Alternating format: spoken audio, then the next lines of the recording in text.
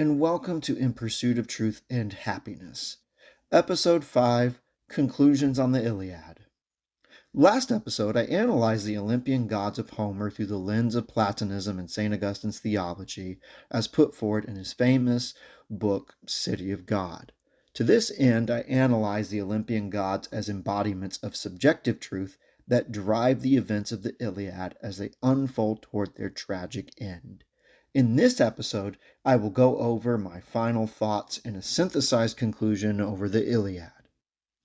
My initial question and overall question for this podcast is the question I will be asking of every book I read and analyze. What does the human condition need to be happy? And what do our authors and historical figures have to say in response to this question? To ask this question of Homer is to receive a complex answer not easily attainable. Therefore, I went about asking this question by asking another question. Who is the hero of the Iliad? I went about my analysis through this latter question because when encountering imaginative literature such as the Iliad, authors reveal themselves through a character or through multiple characters where the reader must piece together aspects of these characters in order to form an overall portrait of the author and what the author's first principles are. I covered what first principles are in my first episode of this podcast, but to summate, first principles are our articles of faith, or our axiomatic beliefs that act as our guiding light in life. Therefore, I could not begin to answer the question of what Homer has to teach about the human condition and what it needs to be happy until I figure out what Homer believes. And in this respect, I will make two insights. Firstly, we must answer who is the hero of the Iliad and who is the villain, because here we will see what Homer agrees with and disagrees with. Secondly, my conclusion here will, by default, be incomplete, because Homer wrote a sequel to the Iliad, the Odyssey. Therefore, to obtain a better answer to the question I laid before myself, I must go through the Odyssey before giving a complete answer, which is the next book I will analyze. But my conclusions here will suffice to provide an answer, even if incomplete, in the event that the Odyssey is not read. From here, I will now begin to answer the question of who the hero is and who the villain is, and then I will address the overall question of what, according to Homer, the human condition needs to be happy. One last note to make. I will be asking this of Homer and all the authors I will encounter in historical figures because even though Homer lived 2,000 years ago, the human experience is a universal experience that stretches over the span of history. What I want as a human being, Homer also wanted, and so does everyone else in this world, and that is happiness. Therefore, even if I come to the conclusion that Homer's argument is either fallacious or flawed or somewhat correct, I may be able to pinpoint something I agree with, or I may even be able to cross off the wrong answer entirely.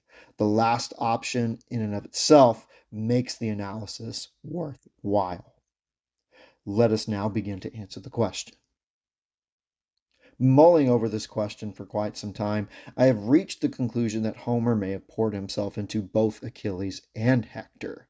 Although I went to great lengths to point out how different these two men are, and they are indeed, but when I begin my analysis of the Hebrew and Christian scriptures in the far distant future, I will bring up the problem that serves as a main contrast between the Greek philosophy of Socrates, Plato, and Aristotle versus the Hebrew and Christian scriptures, and that is the question of divinely revealed truth or divine revelation from on high, where God reveals truth, versus general revelation, where mankind detects truth in creation through the use of human reason alone.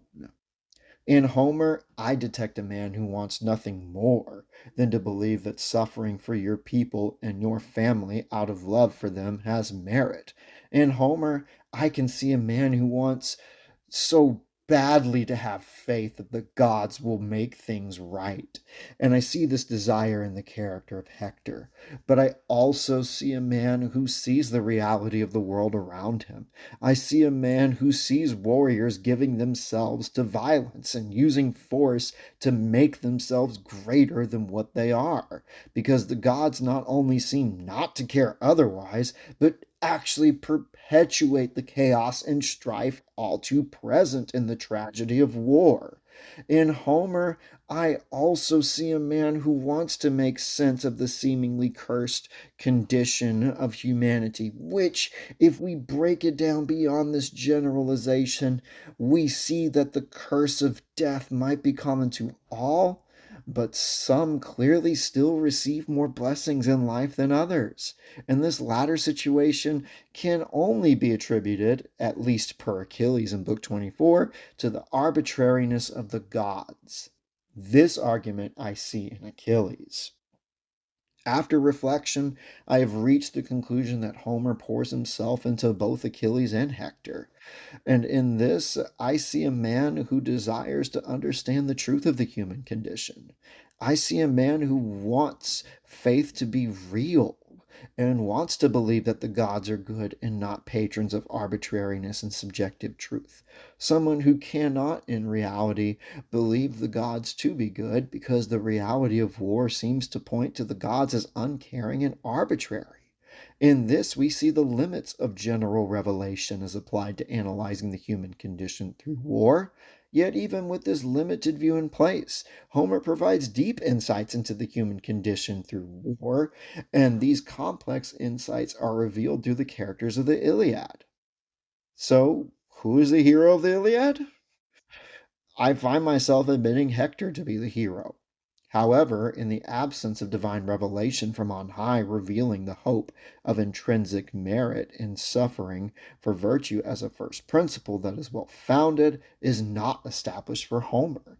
And with this uncertainty, one can understand if Homer also partially regards Achilles as the hero of the Iliad, with both Hector and Achilles with the Olympian gods, presenting us with a metaphysical mosaic of the tenuous dimensions of the human condition in the tragedy of war, with the only path to happiness a hope for hope itself in a transcendent goodness that will save humanity to be real. Yet I find I cannot complete my final thoughts on Homer here and now, for I must consult the other great work and sequel of the Iliad. Whereas the Iliad presents us the reality and impact of war on the battlefront, the sequel to the Iliad presents us with the impact war has on the home front. An analysis of this great work must also be undertaken, therefore, if we are to answer the question of what Homer has to say about the path to happiness for the human condition. It is now to the Odyssey that I now turn my attention. In the next episode, I will begin my analysis of the Odyssey. Thank you for listening to this episode of In Pursuit of Truth and Happiness.